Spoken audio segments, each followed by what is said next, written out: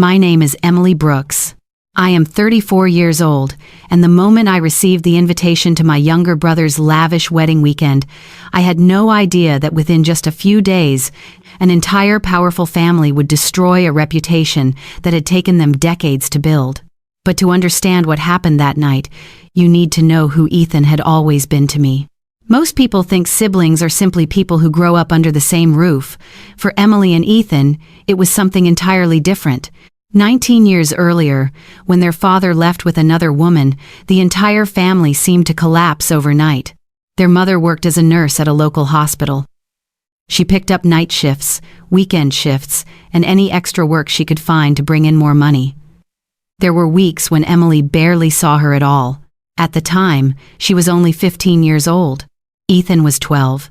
While other kids worried about school exams, Emily learned how to calculate utility bills, how to stretch the food in the refrigerator until the end of the month, and how to lie to her little brother by telling him everything was going to be okay. The truth was, she had no idea whether everything would be okay or not. But Ethan always believed his sister. On stormy nights, when the old house shook from the coastal winds blowing in from Savannah, Ethan would carry his blanket into her room, sit on the floor, and tell ridiculous stories until Emily finally laughed. They survived the hardest years of their lives by holding on to each other. That was why, when Ethan earned a college scholarship, Emily cried even harder than he did. What nobody knew was that a few months before Ethan left for college, Emily had secretly sold the last pieces of jewelry their grandmother had left behind.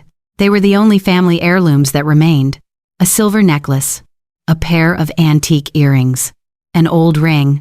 Together, they brought in just enough money to cover the portion of Ethan's tuition that was still unpaid. Emily never told anyone. Not even Ethan knew. For her, watching her little brother walk through the gates of his university was reward enough. Years passed. Ethan started his own company. He was not extraordinarily wealthy, but he was successful. Emily stayed in Savannah. She opened a small bookstore. Then the economy became difficult. Fewer customers came through the door. Eventually, she was forced to close the business. During the day, she worked at the community library. In the evenings, she served customers at a riverside cafe. Life was not easy, but Emily never complained. Everything began to change when Ethan met Charlotte Whitmore. Charlotte was beautiful, intelligent. She came from a wealthy, old money family. Her father owned several luxury resorts along the East Coast. Her mother served on the boards of numerous prestigious charities. When Emily first met her, she was genuinely happy for her brother. Charlotte seemed perfect. She smiled at the right moments, asked the right questions, and always knew how to make people feel respected, at least on the surface. About 6 months after the engagement, Emily began noticing small cracks beneath that polished exterior. Charlotte often called her adorable. It sounded harmless, but every time she said it, her tone felt less like she was speaking to another adult and more like she was praising a child. During one family dinner, Charlotte talked about a recent trip to Europe. When Emily mentioned that she had never traveled outside the country, Charlotte blinked in surprise. Really? I can't imagine life without traveling. The comment sounded perfectly normal, yet everyone at the table could feel what was hidden beneath it. Not long afterward, Charlotte's mother began joining in. Eleanor Whitmore had a talent for asking questions that made people uncomfortable. So your bookstore closed? That's such a shame. Are you planning to find something a little more stable? Or, do you still live in that old apartment on the south side of the city?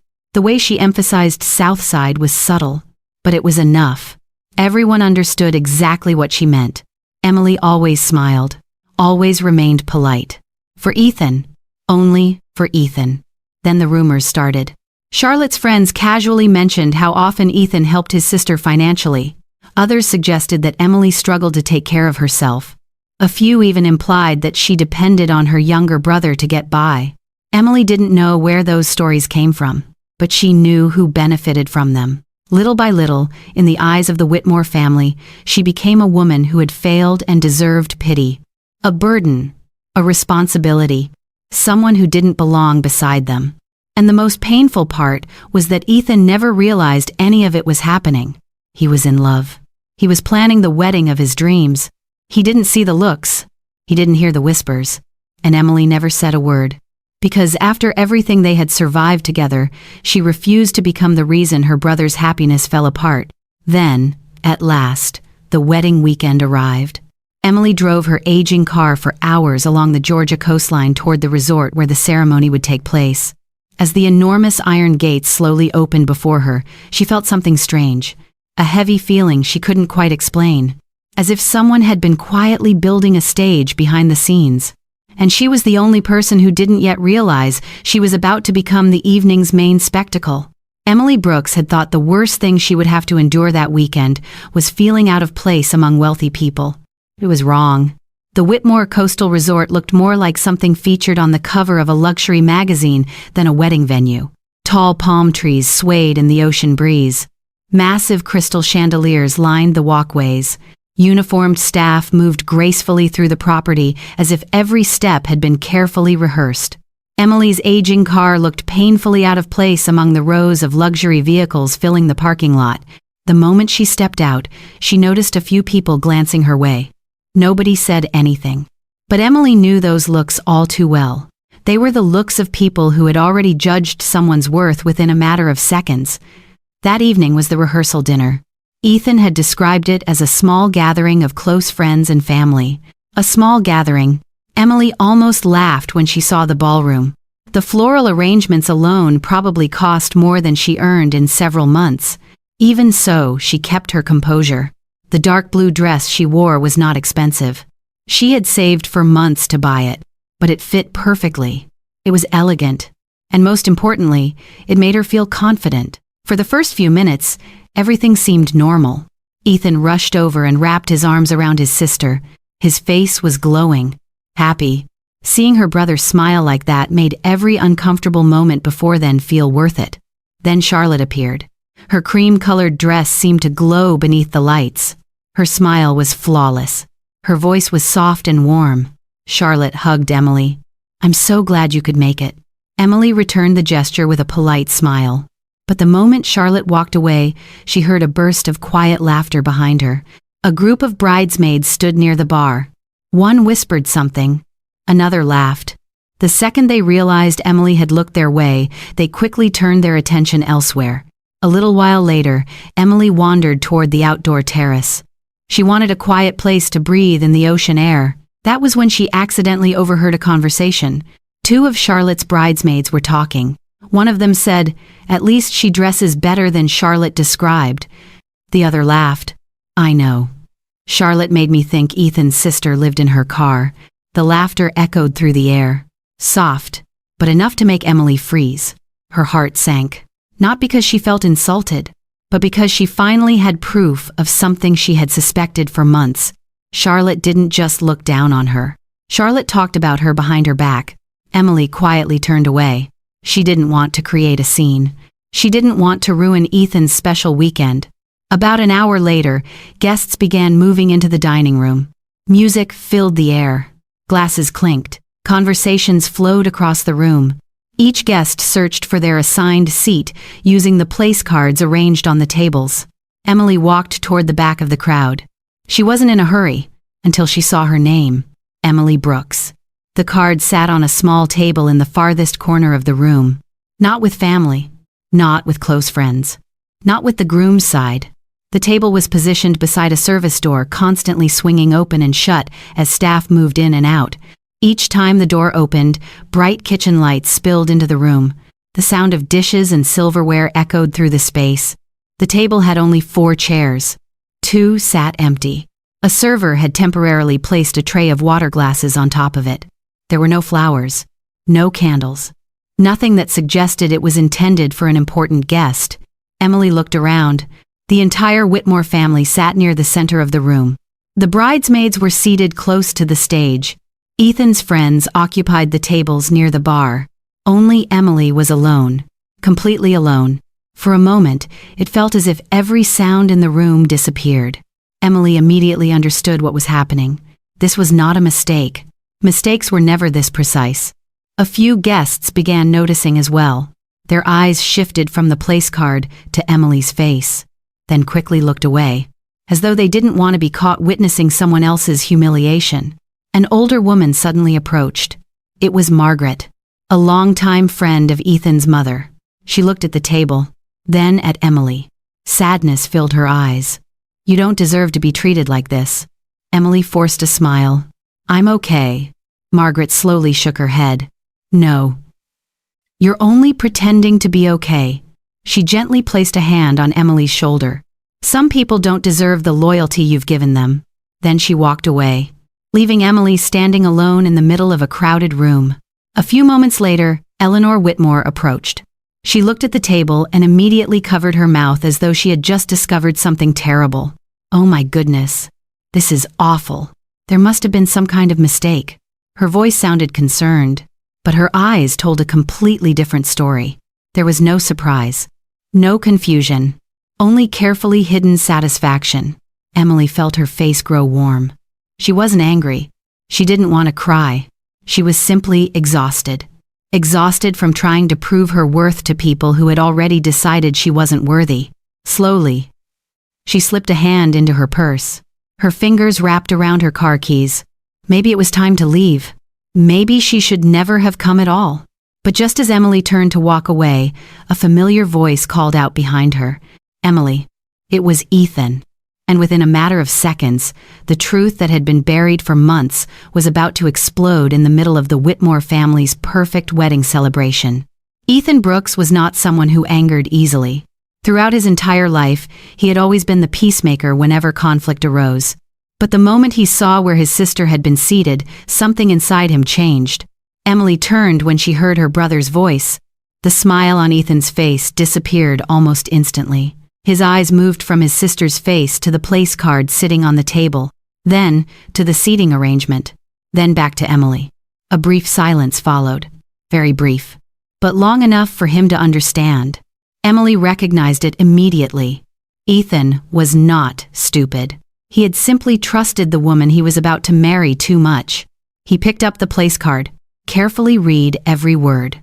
His brow slowly tightened. "What is this?" Emily started to speak. But before she could say anything, Ethan was already walking toward the center of the ballroom. Several nearby guests began paying attention. Conversations softened.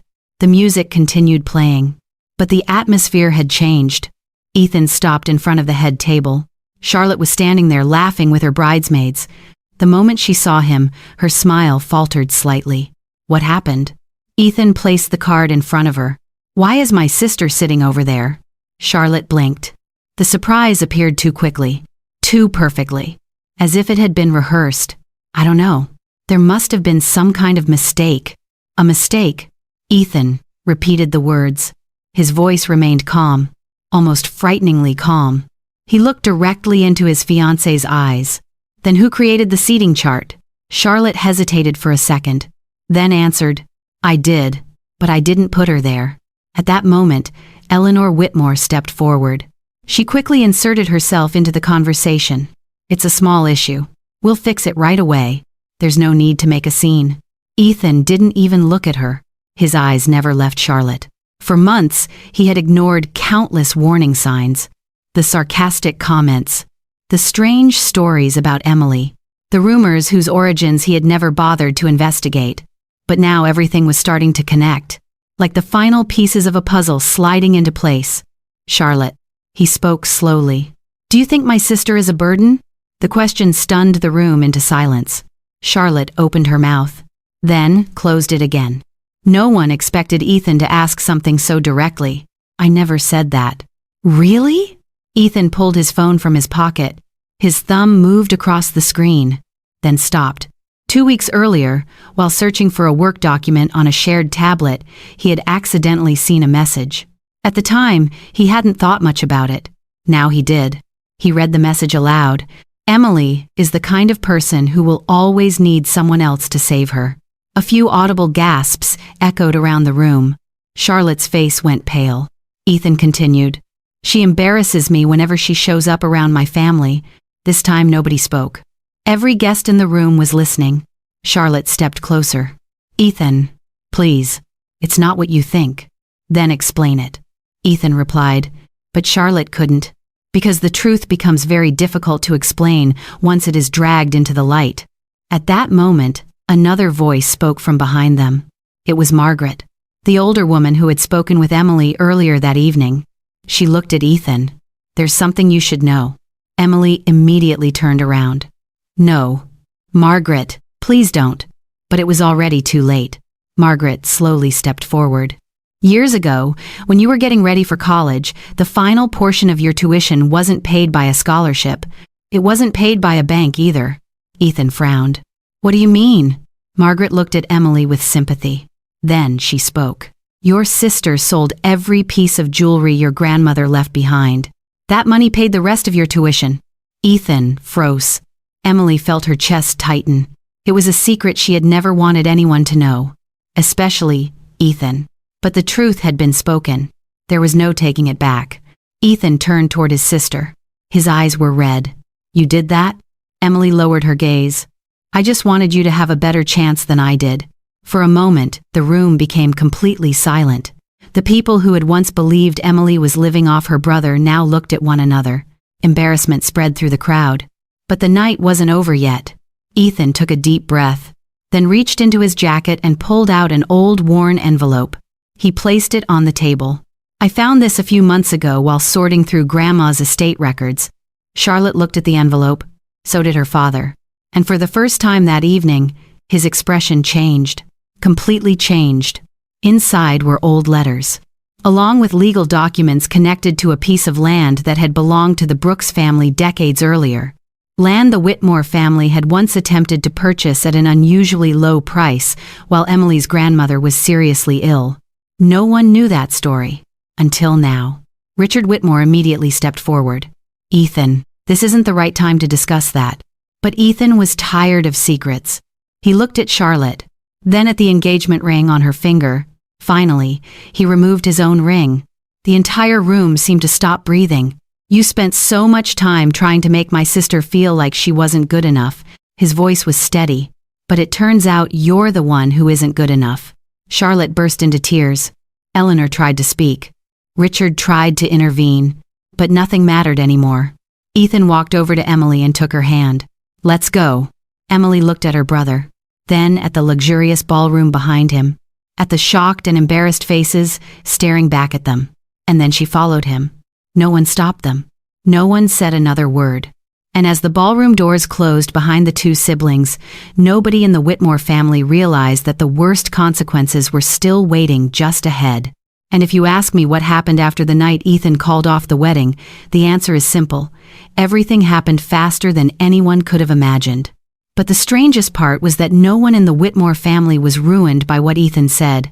They were ruined by what they had done themselves years earlier.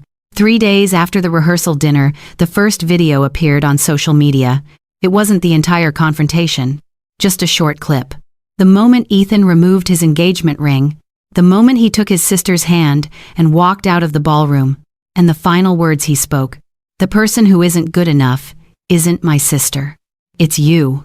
The video lasted less than a minute, but that was all it took. Within days, it spread across Savannah. Charlotte's friends shared it with each other. Guests from the wedding sent it to coworkers. Then it reached people who had never met any of them. Questions began to surface. Why would a man cancel his wedding right before the ceremony? Why was a respected family suddenly becoming the subject of so much gossip? And then, the answers started appearing. What the Whitmore family never expected was that plenty of people had witnessed the way they treated others over the years. The difference was that no one had spoken up before. Now they did. A former employee from Richard's company spoke about questionable business deals. Another former worker shared stories about how he pressured elderly property owners into accepting unfair offers. Someone else brought up the old land transaction involving the Brooks family years earlier. Individually, each story might not have meant much, but together, they created an entirely different picture. A picture the Whitmore family never wanted anyone to see. 2 weeks later, one of Richard's largest business partners unexpectedly announced the end of their partnership. No official reason was given, but everyone understood. A reputation can take years to build, and only days to collapse. Eleanor wasn't doing much better. The charitable organizations she had always been proud to represent slowly began distancing themselves. Invitations disappeared. Phone calls became less frequent. People who once sought her company suddenly seemed too busy to return her messages. And then there was Charlotte. Charlotte suffered the biggest shock of all. At first, she tried to explain herself. She tried to tell the story in a way that made her look like the victim. But then, old messages began to surface. Not released by Ethan. Not released by Emily. But by people who had once been Charlotte's friends. People who had grown tired of her constant need to appear perfect. One conversation after another emerged. The mocking remarks. The arrogant comments. The things she had said about Emily. Believing nobody would ever find out. Within a matter of weeks, the flawless image she had spent years building began to crack. The strange thing was that Emily felt no joy watching it happen. There was no sense of victory. No satisfaction. No sweet moment of revenge like the ones people imagine in movies. There was only relief. As if she no longer had to prove her worth to people who had never wanted to understand her in the first place. One night near the end of summer, Ethan visited his sister's small apartment. The two of them sat on the balcony watching the stream of cars below. For a long time, neither of them spoke. Eventually, Ethan broke the silence. "I'm sorry." Emily turned toward him. He lowered his head. "I was so focused on building my future that I never realized how much you sacrificed for me." Emily smiled softly. "That wasn't your fault. It was my choice, and I've never regretted it." For the first time in months, Ethan laughed. A quiet laugh. A relieved laugh. The kind that sounded very much like the 12-year-old boy he used to be. The following spring, Emily did something many people considered foolish. She reopened her bookstore. It wasn't large. It wasn't luxurious. Just a small shop sitting on a quiet corner near the harbor. But this time, things were different. More customers came through the door. Local residents supported her. Even Ethan invested a small amount of money to help renovate the space. Behind the register, Emily placed a framed photograph. Inside was an old picture of her grandmother.